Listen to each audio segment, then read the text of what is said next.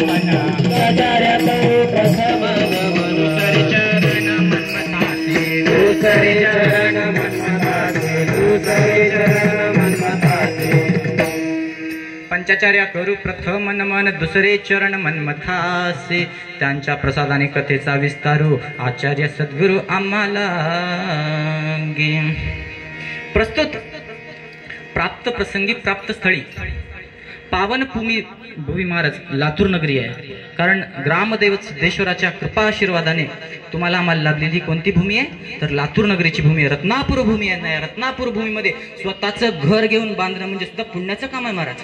आणि त्या पावन भूमीमध्ये तुम्ही आज स्वतः काय वास्तू बांधली आहे. आणि नुसतं वास्तू बांधून नको तर नुसत्या भिंती मी आता कीर्तनामध्ये पुढे सगळा उल्लेख करणार आहे. पण आता प्रस्तावना मांडण्याचे हेतू काय तर घर बांधलंच आणि त्या घराच्या वास्तुशांतीनिमित्त आजचं काय आयोजन आहे तर कीर्तनाचं आयोजन.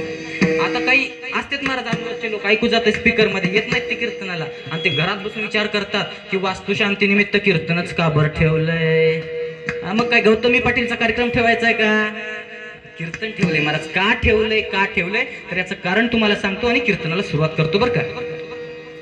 वास्तुशांतीनिमित्त कीर्तनाचं नियोजन का असावं.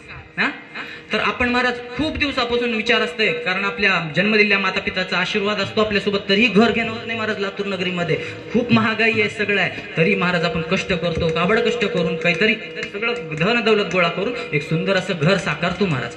आणि साकारलेल्या घराला आपण पैसे देऊन सगळं घर घेतो. पण घर घेताना महाराज घर बांधायची तयारी कशी करावी लागते. बांधायचं का मग एकदा घर अजून एकदा सांगू तर आपण काय करतो महाराज पैसा गोळा करून घर घेतो महाराज. आता घर घेताना या घराला आणलेली तुम्ही विटा कुठून आली तुम्हाला माहिती आहे का.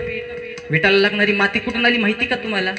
विटवाला जरी ओळखीचा असला महाराज पण ती विटाची माती कुठल्या भूमीतून आहे. मातीचा महिमा खूप मोठा आहे बरं का महाराज. मातीचा महिमा सांगू तुम्हाला. नुसता मातीवर पाय पडला महाराज लक्ष्मणाचा तर हा भाऊ माझा का झाला हा विचार आला. आणि मातीत दुसरा पाऊल पडला तर त्याच्यासारखा माझा प्राणनाथ दुसरा कोण नाही. म्हणजे मातीचा महिमा एवढा आहे. माती बदलली की आपल्या डोक्यातले विचार बदलतात. आपली आई सुद्धा लहानपणी सांगते की त्या रस्त्याला जाऊ नको त्या रस्त्याची माती चांगली नाही. त्या माणसात दोष नाही महाराज तिथल्या मातीत दोष.